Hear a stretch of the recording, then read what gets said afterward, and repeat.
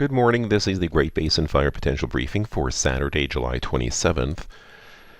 Looking at our impacts for today, we do have a mix of wet and dry thunderstorms where you see the green shade. Some ignitions could still ignite. Humidity will be coming up. However, in this area of thunderstorms across parts of southern and eastern Idaho and maybe far northeastern Nevada, it'll also be accompanied by some drier air punching in later today with wind gusts in the 20s to near 30 miles per hour. No significant impacts on Sunday that we can see, but on Monday, drier air punches in with winds gusting 25 to 30 miles per hour across a good chunk of Nevada into western Utah. Still some lingering mix of wet and dry storms in our northeastern areas.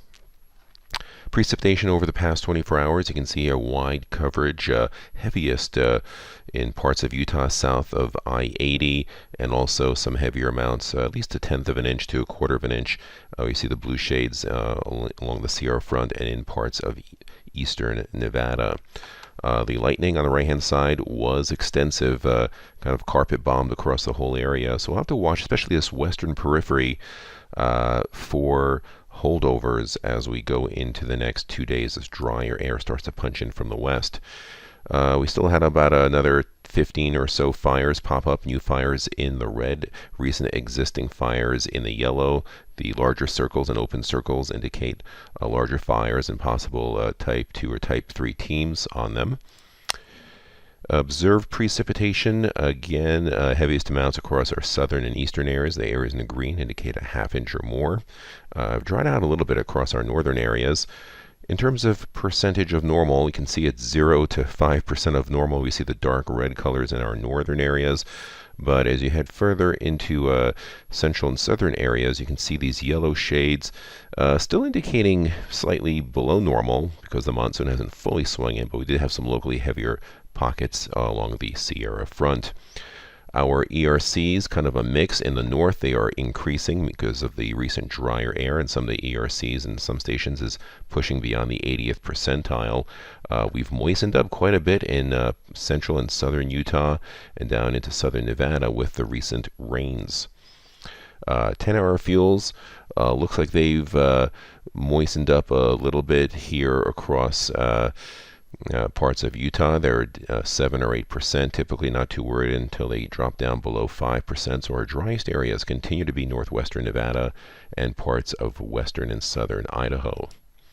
Satellite imagery shows, again, the Four Corners High kind of drifting back down more towards Yuma, Arizona, but still circulating with a clockwise flow, some residual moisture, and still some lingering monsoonal moisture trapped across Utah, and that's exiting. But you see some drier air starting to punch in from the west. That'll be our issue today.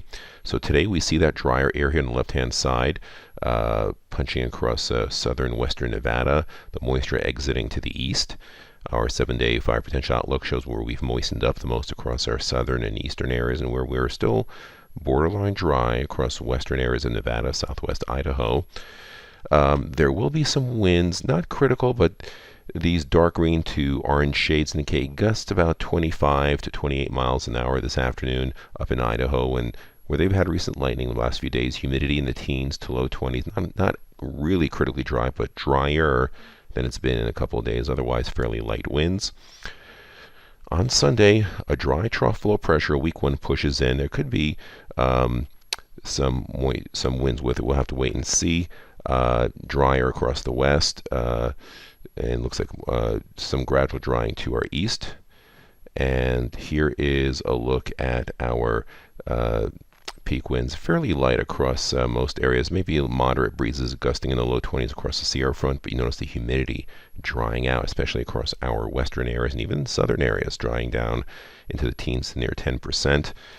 On Monday, you can see that dry trough low pressure still through here, dry across Nevada. We do have moderating fire potential on our right-hand side. Now, on Monday, we do see stronger winds pushing in. This will be a concern. Wind gusts, not critical, but a widespread of gusts of 24 to 28 miles per hour, humidity in the low teens, even some single digits across Nevada into southern Idaho, and even to western Utah, so to keep an eye on that.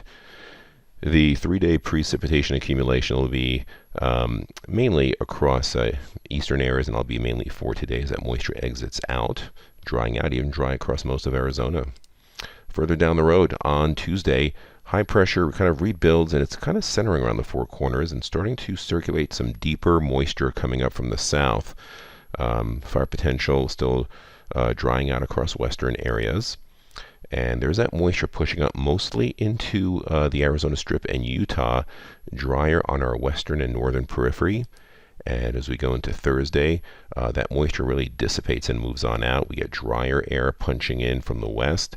And same story on Friday, high pressure starting to build in. We've kind of dissipated the monsoon for a while, but this pattern will probably regenerate it. But we do have drier air and warm conditions, especially across our western area. So our focus will kind of shift towards Nevada and parts of southern Idaho during this period. 7-day precipitation accumulation, the bulk of it you can see here coming up from Arizona and staying mainly in Utah. This is mainly for the first couple of days.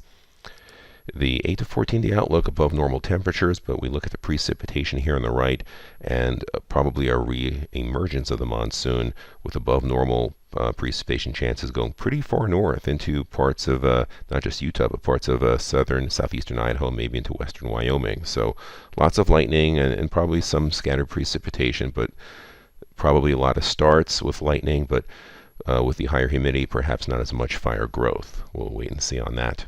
This concludes our briefing. Have a great day.